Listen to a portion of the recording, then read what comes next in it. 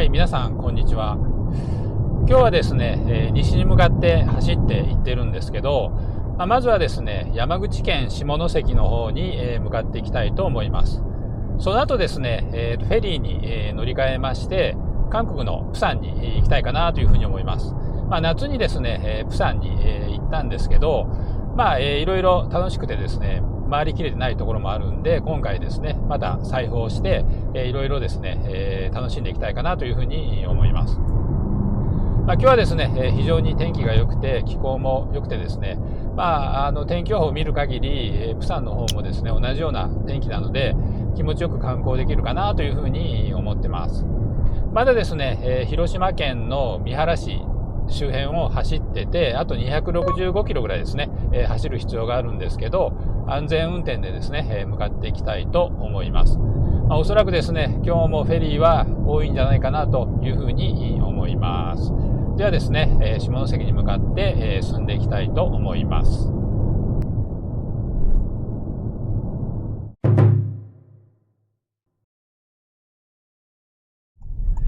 はい、下関に、やってきました。もう正面が、下関国際ターミナルですね。駐車場は今日は前に止めたとここの左側に止めるか、もしくはちょっと近くに、コインパーキングがあるんで、そこに止めるか、ちょっと空き状況を調べてから、止めたいと思います。ではですね、とりあえず車を止めに行きたいと思います。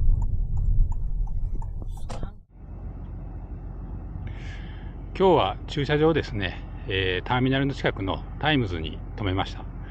ここはですね、1日440円ということで、向こうはですね、1日1000円だったんでかなり格安になります。フェリーターミナルはあそこに見えるんで、歩いてすぐの距離になります。下関港国際ターミナルに、やってきました。これからですね、中に入って搭乗手続きとかをしていきたいと思います。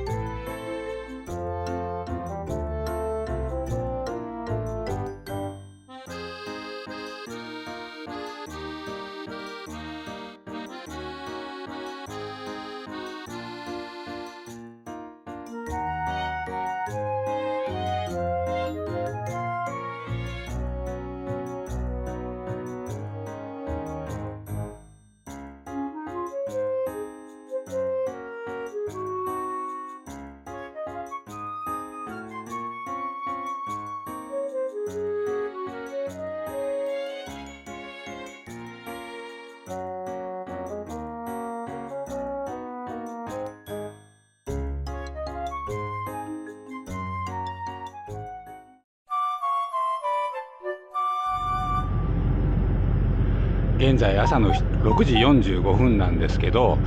暗いうちにも、到着してて、みたいですね。ちょっと外出れなかったんで分からなかったですけど、窓、から見るともう到着してました。明るくなってきてますね。ここ、税関が8時までは開かないんで、このまんま8時まで待機に、なります。今日はですね、天気が、良さそうです。ここが釜山の、国際ターミナルになります。向こうの連絡通路を通っていくと、釜山駅まで、つながっていますので、今日も、釜山駅まで行って、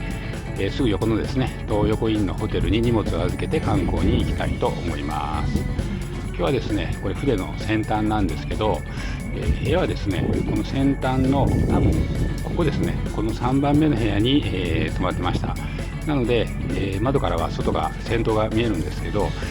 結構ですね、窓が汚れてるんでクリアには見えなかったですけど、なかなかですね、良かったです。ただ、今日はですね、やっぱり秋の日本海ということで若干揺れたかなというふうに思います。夏に来た時よりは、揺れを感じましたね。そんなに大きなガタガタした揺れじゃないですけど、少し揺れを感じたような感じでした。ということは冬はおそらく、日本海ということでかなり揺れるんじゃないかなというふうに思います。